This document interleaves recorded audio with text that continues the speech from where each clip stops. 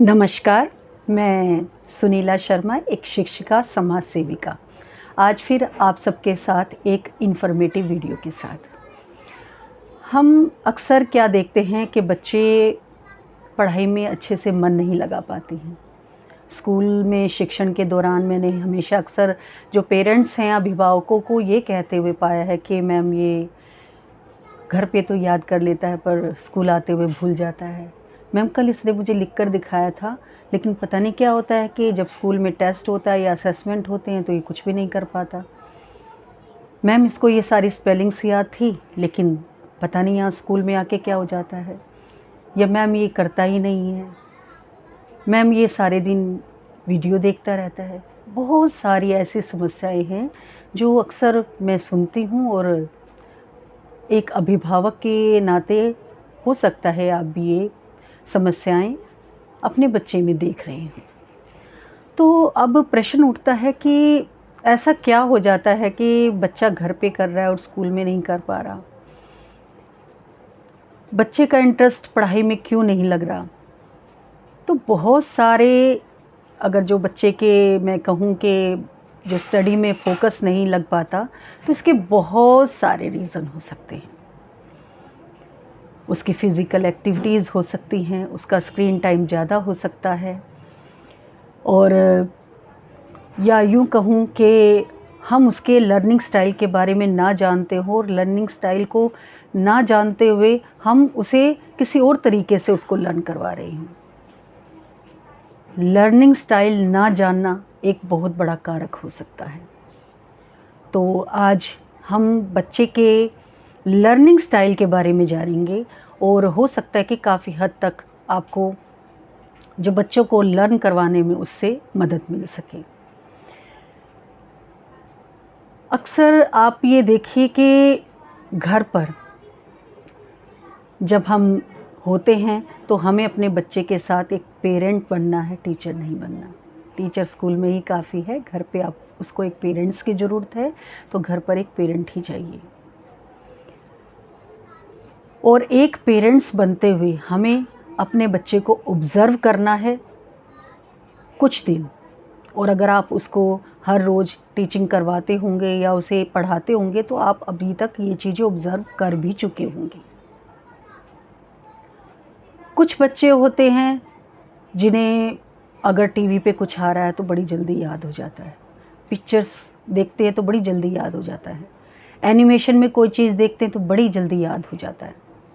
ऐसे बच्चे होते हैं विजुअल लर्नर, यानी देखकर उन्हें बहुत जल्दी सब चीज़ समझ में आ जाना। कुछ बच्चे घर पे आपने देखा होगा ऐसे भी हो सकते हैं, अगर कोई चीज़ वो सुनते हैं तो बड़ी जल्दी याद हो जाता है। जब वो लर्निंग करते हैं तो अगर गाने चल रहे हों तो उन्हें बड़ा मज़ा आता है और लर्निंग अच्छे से हो जाती है। और इस ऑडियो लर्नर ऐसे बच्चों को बोलते हैं। ऑडियो लर्नर में मुझे भी अपना एक कॉलेज की एक फ्रेंड याद आ रही है। तो अक्सर वो कहा करती थी कि जब मैं अकाउंटिंग करती हूँ तो पीछे बैक में म्यूज़िक बजना चाहिए, और म्यूज़िक बजते हुए मुझे अकाउंटिंग करना या अकाउंट्स पढ़ना बड़ा अच्छा लगता है। तो ऐसे जो बच्चे होते हैं उन्हें ऑडियो लर्नर बोलते हैं। तीसरे होते किनेस्थेटिक, या इन्हें बोलें अगर गतिज, अगर हिंदी में इस का मतलब जो जाने। और इस शब्द को थोड़ा सा मैं और एक्सप्लेन करूं तो आप इसको इस तरीके से जानिए कि कुछ बच्चे अक्सर क्लासेस में ऐसे भी होते हैं जो टिक कर नहीं बैठ सकते, उछल कूद करते रहते हैं, बहुत ज़्यादा शरारती होते हैं। वो एक जगह बैठकर कोई काम नहीं कर सकते। उनके अंदर बहुत ज़्यादा एनर्जी होती है, एनर्जेटिक चाइल्ड होते हैं, वो इस कैटेगरी में आते हैं।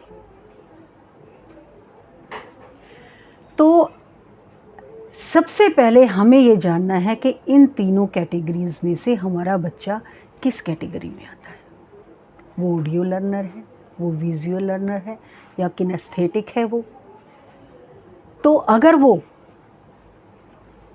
विजुअल लर्नर है तो अगर वो अपने टॉपिक को पिक्चर्स के थ्रू देखता है या उससे रिलेटेड कोई एनिमेशन देखता है तो उसे वो बड़ी जल्दी याद हो जाएंगे। हमें लर्निंग करवाते हुए इन चीज़ों को ध्यान देना चाहिए। उस टॉपिक से रिलेटेड अगर कोई वीडियोज़ हमें उपलब्ध हो जाए तो उनको हमें इस्तेमाल करना चाहिए। बहुत सारे जो स्टडी से रिलेटेड जो हैं, बहुत सारी एजुकेशन जो वीडियोज़ हैं वो आती रहती हैं। ऐसे में हमें उस टॉपिक से रिलेटेड वीडियोज़ उनको अगर हम पहले दिखा देते हैं तो बच्चा उस टॉपिक को जल्दी अंडरस्टैंड करता है और जल्दी लर्न भी कर लेता है। दूसरा, जो विजुअल लर्नर होते हैं, उन्हें अगर कोई चीज़ उन्हें सुनाई दे रही है तो ऐसे बच्चों को कोशिश ये करनी चाहिए कि उन्हें बोल बोल कर याद करना चाहिए। बोल बोल कर अगर वो याद करते तो जल्दी याद होता है उन्हें।